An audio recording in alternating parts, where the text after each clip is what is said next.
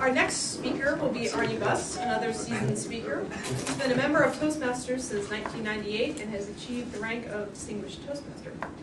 He lives in Seaside with his wife Nancy and 3 sons, the eldest of which is a member of Bayview. He is giving speech number 2, again, from the Competent Communicator Manual, Organize Your Speech, and the title of his speech is 3 Steps to Forgiveness. Please welcome Arnie Buss.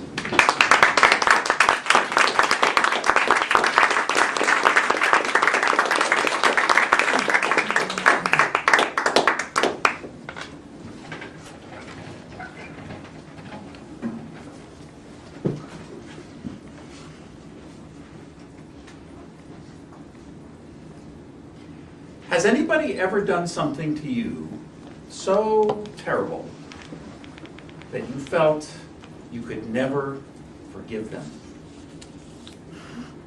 I think we've all experienced something like that to one degree or another.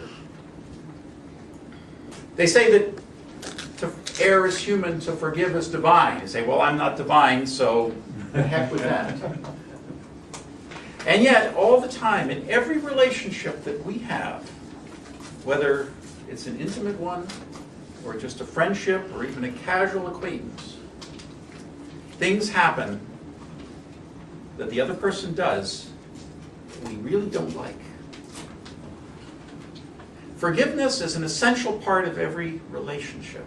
And without forgiveness, oftentimes relationships fall apart. So today I will talk about the 3 steps to forgiveness and leave you with something that you may do to help with that. The 3 steps to forgiveness are, first, to acknowledge the hurt that's been done. The second is to look at your role in what happened.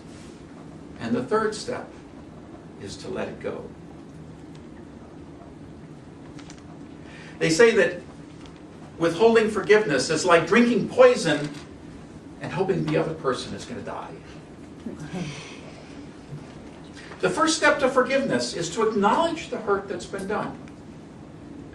If somebody has done something that has hurt you, then acknowledge it. However, do that without blame and without criticism.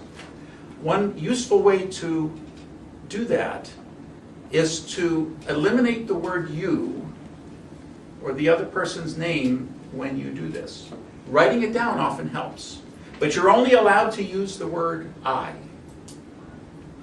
That allows you to explore what feelings that you have in response to what has happened.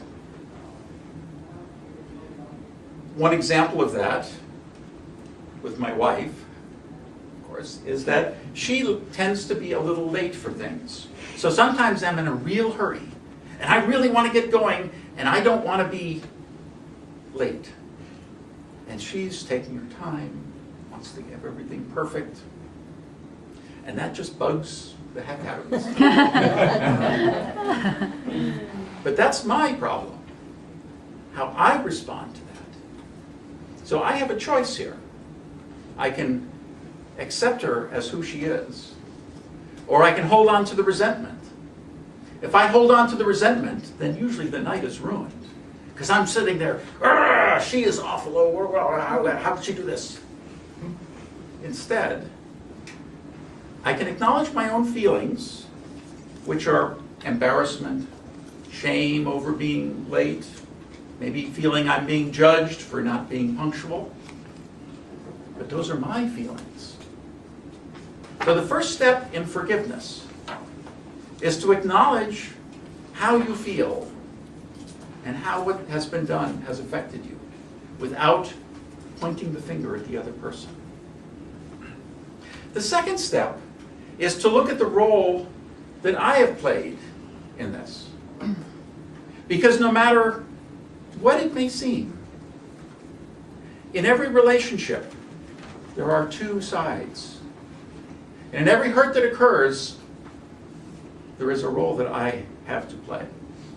So that in the second step, I look at that thoroughly. And that includes maybe some past things. So perhaps she's getting back at me for something that I've done previously. I might have to look at that. Maybe my being punctual or trying to be too much on time is viewed as being a little too rigid and uncreative, unspontaneous. I need to look at that. Maybe I've played a role in some other hurt, even if it's a deeper one. There's almost always something that I have done which has caused that. Well, not caused that, but has played a role. Because I'm not to blame for what the other person has done, and yet I have still played a role. That is particularly true when you look at difficulties in marriages. There is almost never just one person who is to blame. And that is true whether you're Tiger Woods or Sandra Bullock. The third step in forgiveness is to release that poison. Because no matter how much of that you drink, the other person isn't going to die. To release it does not mean forgetting it.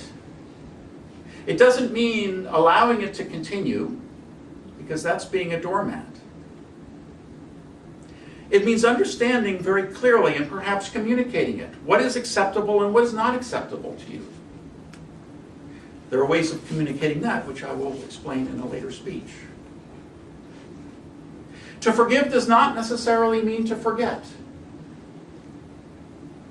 To forgive does not necessarily mean continuing to allow unacceptable things to occur. To forgive means releasing the painful feelings of resentment that I hold over something that the other person has done. Because in the end, nobody can make me feel anything. My feelings are a reaction to my beliefs, my attitudes, and what I bring to bear on the situation. And so by releasing this, I free myself. Now here's something that you can do on a daily basis. And let me ask you this. If you don't work out, as I don't, and somebody came and said, here's a 200-pound item, can you lift this up? There's no way.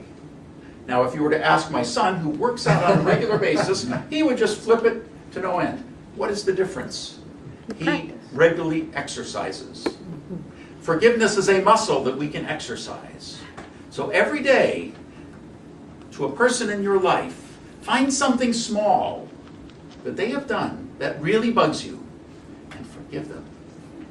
1 per day, that's all they get. If you do that, then forgiveness will be a part of your life. Madam Toastmaster.